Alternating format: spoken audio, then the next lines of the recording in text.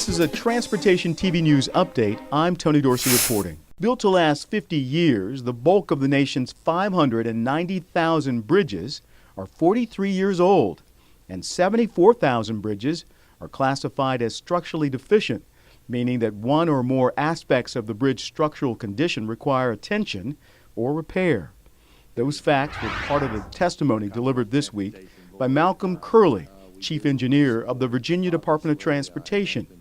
Testifying on behalf of the American Association of State Highway and Transportation Officials, Kerley told members of the House Transportation and Infrastructure Subcommittee on Highways and Transit that America is facing a perfect storm regarding our bridges. We don't have a crisis right now, but I think you can look on the horizon and you can see that more funds are going to have to be put into maintenance, a shift, I believe, to asset management to try to maximize as much as possible. Current law requires states to address the worst deficient bridges first, but Kerley testified that approach doesn't work. He says asset management allows states to decide where to spend limited federal resources.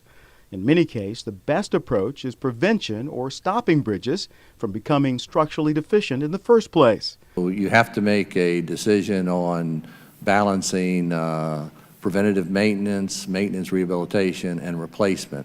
So I think states, with the funding that they have, are trying to address a growing problem they have in the bridge program.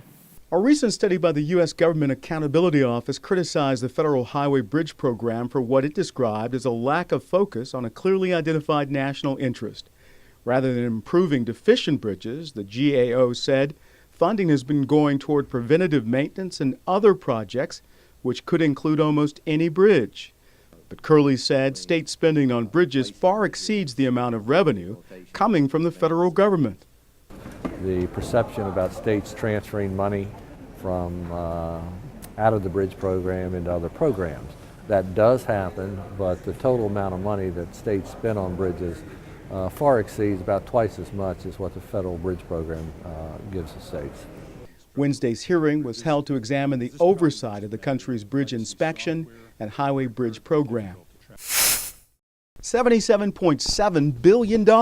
That's how much money the Federal Transit Administration says it would cost to bring the nation's transit systems, both rail and buses, up to a good state of repair.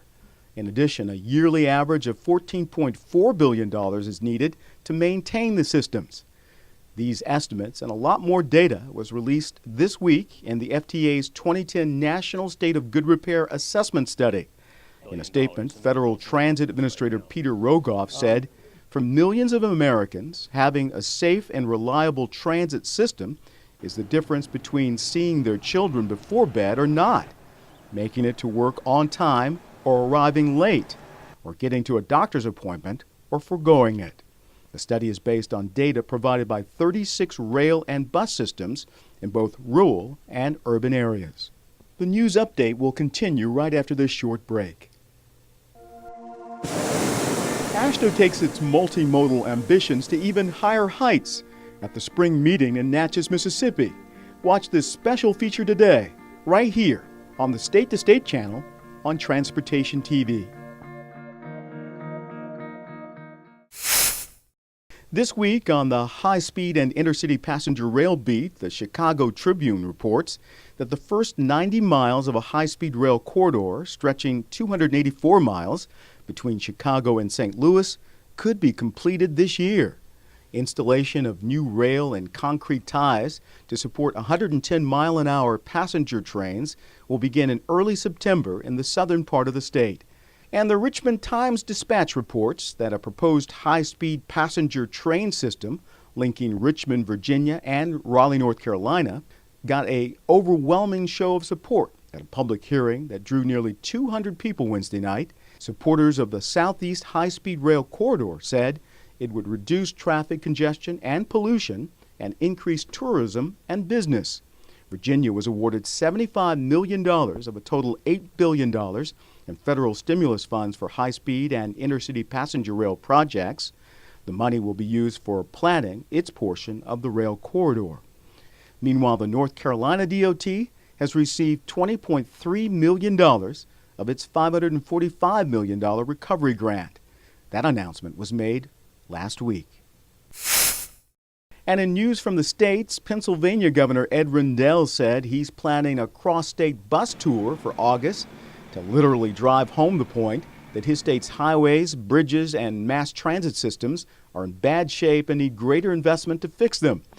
On Wednesday, Rendell testified before the state Senate Transportation Committee, armed with photos of deteriorating bridges and highways.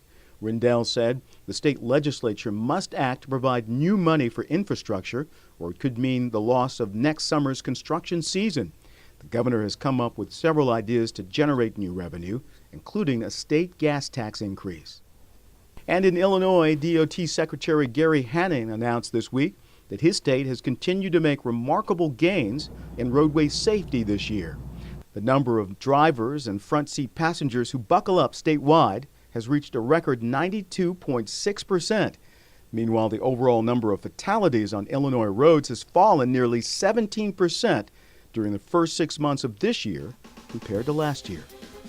That's the Transportation TV News Update. I'm Tony Dorsey reporting.